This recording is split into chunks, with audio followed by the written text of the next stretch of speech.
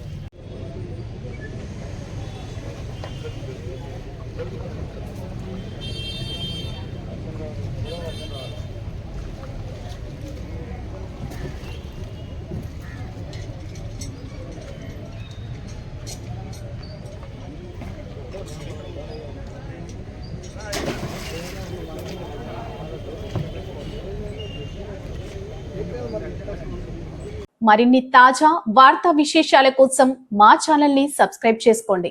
ధన్యవాదములు.